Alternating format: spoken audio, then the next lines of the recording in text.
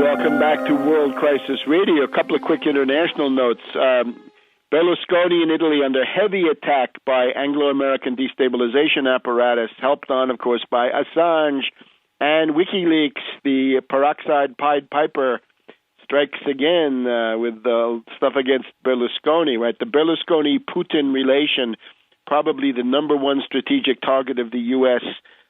In the world, maybe, certainly in Europe.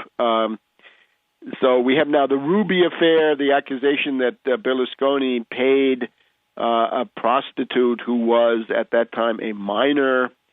It's been about 100 probes. What we'd have to say is, in Italy, the invisible government, which here works very largely in the intelligence agencies, the federal agencies, in Italy there's a very prominent role played by the judges, right, the investigating magistrates, and so forth, especially the ones in Milan, as distinct from Rome. And they have been the ones leading this attack, the so-called clean hands guys, the guys who destroyed the entire party system of the country in the early 1990s, just when Italy could have reasserted some kind of national independence after the end of the Cold War.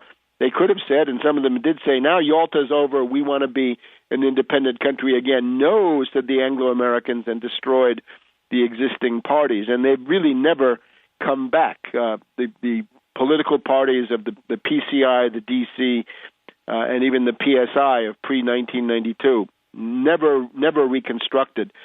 So Berlusconi had a vote of confidence in the parliament this week. Not only did he survive, but he won it by a bigger margin than in the previous vote of confidence in the middle of December. So this is an Anglo-American destabilization helped along by WikiLeaks. A poll, Ipsos, says 13% of Italians think that Berlusconi will fall over this issue. So they're not too worried about it. The Vatican says they're troubled by the charges. That's fine. Remember, one warning we've had over the years is that when the current Pope Benedict XVI came in, there was a big influx of American priests into the Vatican. So watch out for their influence in the Secretariat of State on Tarcisio Bertone, the Vatican Secretary of State. So let's also look. Seymour Hersh says that there's a fundamentalist Christian network in the U.S. military who regard themselves as crusaders. Quite plausible. Take a look at my book, 9/11 Synthetic Terror, Made in USA. You'll see the story of Albion Knight, of Oliver North and the charismatic Episcopalian Anglicans, and indeed the general going back to Operation Garden Plot in the 60s and 70s. All of them somehow hooked into fundamentalist religious things. Watch for British intelligence being one of the key players in that.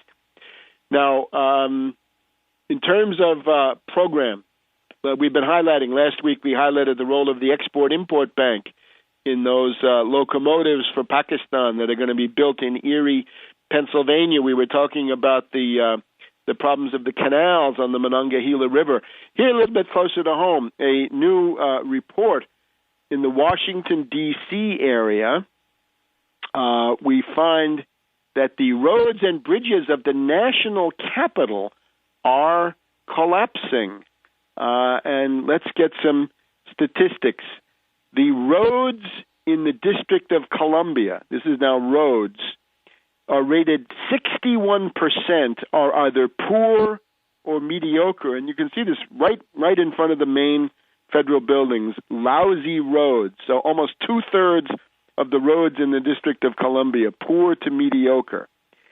The bridges in Maryland and Virginia, 26% of the bridges are either structurally deficient or functionally obsolete, too old, do not meet the current standards. This is now the Washington Examiner, reactionary but interesting article. In the District of Columbia, 61% of the bridges are either structurally deficient or functionally obsolete.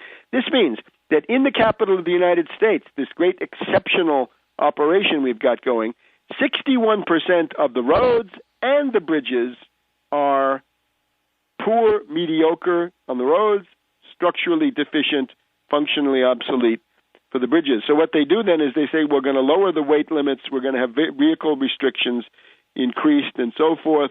2 years ago, pieces of concrete began to fall in Virginia off the Glebe Road Bridge over Arlington Boulevard in Arlington County.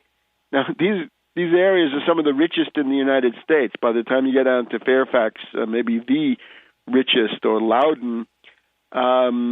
Maryland fixed 19 bridges in 2009, but then 9 more were declared structurally deficient in the same year. So this is the problem. Wilson Boulevard in Rosslyn, right across from, you take the Key Bridge from Georgetown, and then you're pretty much on Wilson Boulevard in Arlington, Virginia. All of this stuff is collapsing. What is the true number for the U.S. infrastructure deficit? 10 trillion is a good first guess. 15 trillion. That would be to restore what was. And if you wanted to say, to bring it up to date for the 21st century, where we now are, and we're practically in the second decade, it's going to take more than 15 trillion. It might take 20, 25 trillion, or who knows how much. So this is the kind of thing that we should be talking about. You want to have a Sputnik too, it's fine, but don't tell us about infotech and IT and how computers and Google now with its shakeup at the top of the firm, they're going to do it. By the way, just Goldman Sachs very embarrassed by the fact that they told their clients they were going to sell them shares in Facebook, and then they're told that they can't do it. And Goldman also smarting from the fact that their earnings were down 52% in the last quarter of 2010. The smart guys in the room, maybe not so smart. Remember, in Wall Street, genius equals a rising market. Instead of putting money into building this infrastructure, what's the reactionary position? The reactionaries, and this is an op-ed in the Wall Street Journal of this week, they want to have states go bankrupt. They say, well, we've got to have a way for states to go bankrupt. That's the answer after all. And then they say, well, this is obviously a way that we can then destroy the social safety net in the various states. What they don't seem to realize is that if you have municipal bonds, they say, we would, of course, protect the bondholders. The citizens of the state be damned, and the bondholders would be protected. If you do this, you're going to have municipal bonds that are going to be defaulted on by cities and counties and other jurisdictions, maybe by the states themselves, which will then destroy the U.S. banking system for a second time and guarantee what they would call a double dip, what I would call simply a new downturn into the depression where you already are. And we have Senator Pat Toomey, ultra-reactionary Republican, now representing Pennsylvania. Right? That's the statistics I've given you for the roads in Maryland and Virginia are bad. The statistics for the roads in Pennsylvania are going to be much, much worse. Let me tell you. Senator Toomey says what we should be doing now is we're going to essentially have the current appropriations bill, the current appropriations law, the continuing resolution to fund the U.S. government is going to run out on the 4th of March. So not the Ides of March, but the 4th of March. It's been thought that the existing debt ceiling is going to be reached between the end of March, May 16th at the very latest. What Toomey is saying is, let's have a situation where we pass a law that the bondholders get paid first and the citizens of the United States, be it Social Security, Medicare, Medicaid, unemployment benefits, or anything else, contractors too, everybody else gets paid later.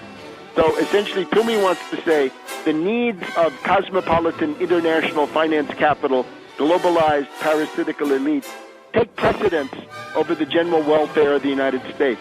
Sorry, Toomey, take your reactionary claptrap back to your cave. I think it's called the Club for Growth. Let's start calling it the Club for Economic Immiseration. and we'll see you next week on World Crisis Radio.